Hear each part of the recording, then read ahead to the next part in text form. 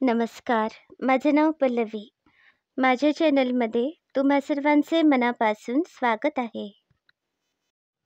तुम्ही सर्वांनी माझं चॅनल सबस्क्राईब केल्याबद्दल खूप खूप धन्यवाद.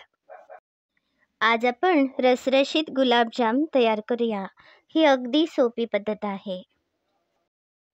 माझा लहानपणापासून सगळ्यात आवडता गोड पदार्थ आहे गुलाबजाम. मला गुलाबजाम खूप आवडतात, तर आज हीच रेसिपी शेअर करते. मी मार्केटमधून गुलाबजाम प्रीमिक्स आणला आहे. हे साधारण 350 ग्रॅम इतके आहे. या परातीमध्ये हे गुलाबजाम प्रीमिक्स घालते. तुम्ही कोणत्याही कंपनीचे गुलाबजाम प्रीमिक्स वापरू शकता. ही 175 ग्रॅमची 2 पाकिटे घातली आहेत. हे पीठ भिजवण्यासाठी मी कोमट दूध घेतले आहे. तुम्ही गाईचे किंवा म्हशीचे कोमट दूध घेऊ शकता किंवा दूध पावडर गरम पाण्यात मिसळून ते दूधसुद्धा घेऊ शकता. आता या पिठामध्ये अगदी थोडे थोडे हे कोमट दूध घालायचे आहे आणि आपण हे चांगले मळूया. यामध्ये एकदम दूध घालू नका.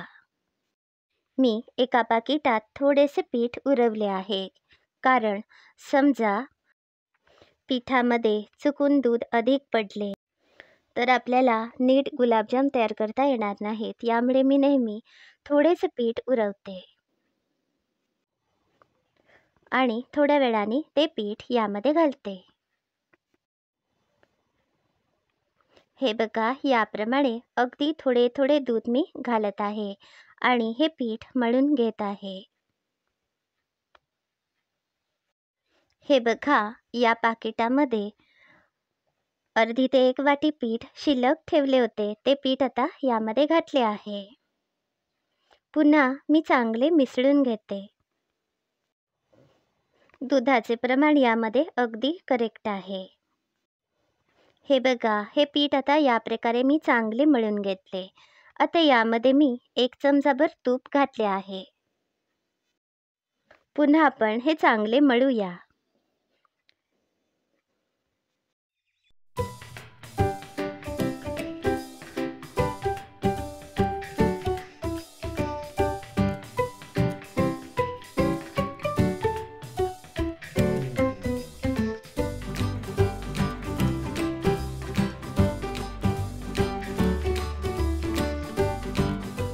हा गोळा आता 10 मिनिटे झाकून ठेवूया.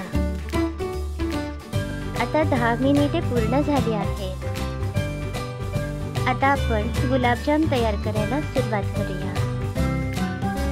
आपल्याला किती आकाराचे गुलाबजाम हवे आहेत त्याप्रमाणे या पिठाचे गोळे तयार करूया. आता या गोळ्याचे मी सुपारी इतके गोळे तयार करते. मी पुन्हा एकदा चांगले मळून घेतले आहे. यामुळे गोळ्यांना चिरा पडत नाही.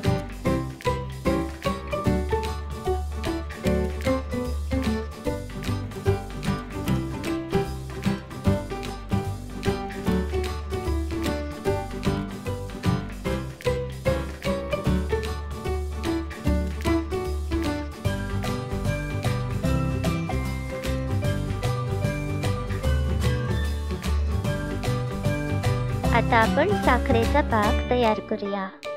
350 ग्रॅम गुलाबजाम प्रीमिक्स असल्यामुळे 700 ते 720 ग्रॅम साखर घातली आहे. 2 वाट्या पाणी घातले आहे. आता आपण याप्रमाणे एकसारखे ढवळूया. यामुळे साखर तळाला चिकटणार नाही. 4 ते 5 लवंगा यामध्ये घालते. याऐवजी 1 मोठा चमचाभर वेलची पावडर घालू शकता. गॅसवर एका बाजूला मी साखरेचा पाक तयार करण्यासाठी ठेवला आहे आणि गॅसवर दुसऱ्या बाजूला तेल तापण्यासाठी ठेवले आहे. तेल आता चांगले तापले आहे.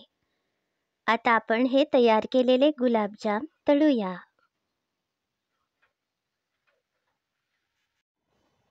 सगळ्यात आधी तेल चांगले तापवायचे आहे. यानंतर गॅसची फ्लेम अगदी बारीक करायची आहे. गॅसवर मंद आचेवर ते मध्यम आचेवर हे गुलाबजाम चांगला रंग येईपर्यंत तळायचे आहेत. यामुळे ते आतपर्यंत चांगले शिजले जातात.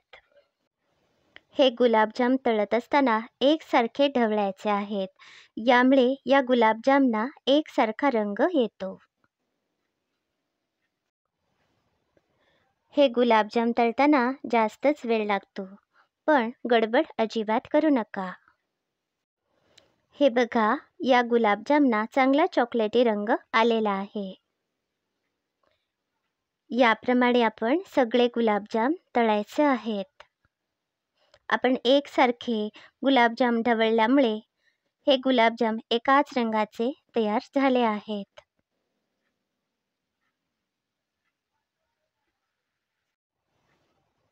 हा बघा, हा साखरेचा पाक आता तयार आहे. या साखरेच्या पाकाला एक उकळी आल्यावर 5 मिनिटांनी लगेच गॅस बंद करा. हा साखरेचा पाक अगदी पातळ असाच करायचा आहे. यामध्ये मी 4 चमचे लिंबाचा रस घातला आहे. यामुळे पाक घट्ट होणार नाही. आता आपला साखरेचा पाक तयार आहे. आता मी शिल्लक राहिलेले गुलाबजाम तळायला लागते. आपण मघाशी तळलेले गुलाबजाम आहेत ते प्लेटमध्ये असेच ठेवायचे आहेत. हे गुलाबजाम थोडेसे गार झाल्यावरच आपण पाकात घालायचे आहेत. यामुळे हे गुलाबजाम फुटत नाहीत.